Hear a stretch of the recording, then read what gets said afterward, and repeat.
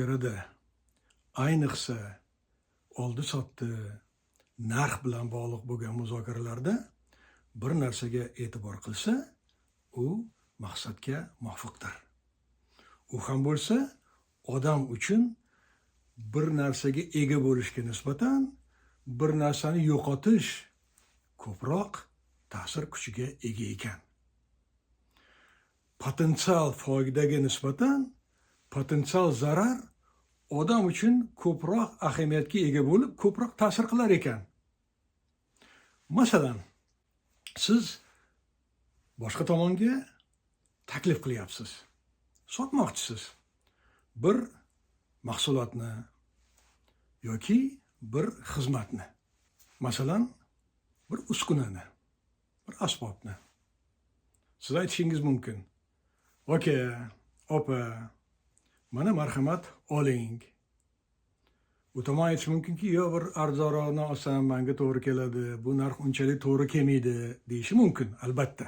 Unda siz aytishingiz mumkinki, albatta arzonni olishingiz mumkin. Mana bu yerda yoki boshqa bir kompaniyada. Lekin bilib qo'yganingiz yaxshi, agar arzonni olsangiz, u tez ishdan chiqadi. Unga falonchi pul remont qilishingizga to'g'ri keladi. Falonchi pulga tushadi sizga remont. Va nihoyat, agar arzonni olsangiz, unaqa holatda haligi garantiya muddati kam bo'ladi. E'tibor qiling, bu holatda sotuvchi nima qilyapti? Mana qimmatini olsangiz, mana bunaqa narsaga ega bo'lasiz. Bu zo'r ishlaydi, u yoq bu yoq deb uni vaqtayotgani yo'q. U aytayaptiki, agar arzonni olsangiz, qanaqa zarar ko'rasiz? Qanaqa pul ishlatishga to'g'ri keladi? Ya'ni siz ko'rishingiz mumkin bo'lgan zararingiz haqida gap ketyapti. Yoki yana bitta misol olaylik. Bir xizmat taklif qilyapsiz. Turistik kompaniyada ishlaysiz, bir turni taklif qilyapsiz.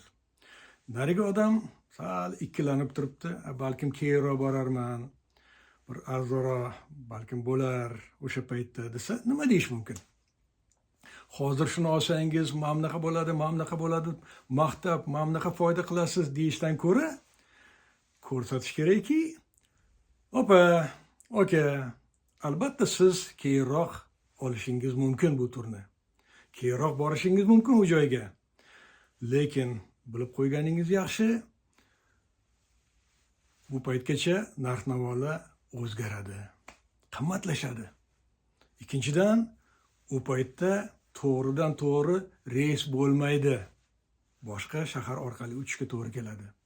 Va nihoyat, o'sha paytdagi mehmonxonalar unaqa bo'lmaydi.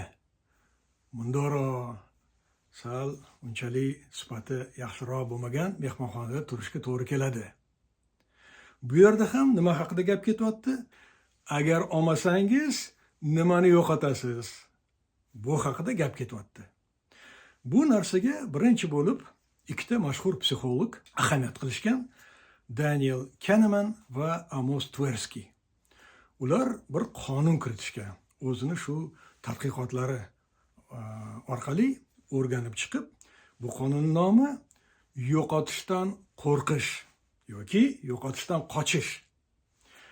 Daniel Kahneman keyinchalik iqtisod bo'yicha Nobel mukofoti laureati ham bo'lgan. Va bu qonunning mohiyati, yana bir marta aytaman, odam uchun bir narsaga potensial foydaga nisbatan potensial zarar ko'proq ta'sir qilar ekan, ahamiyati ko'proq bo'lar ekan. Shuning uchun bu narsalarga muzokara paytida e'tibor qilsa bo'ladi va odatda buni muzokarada ta'sir kuchi juda ham ko'p bo'ladi.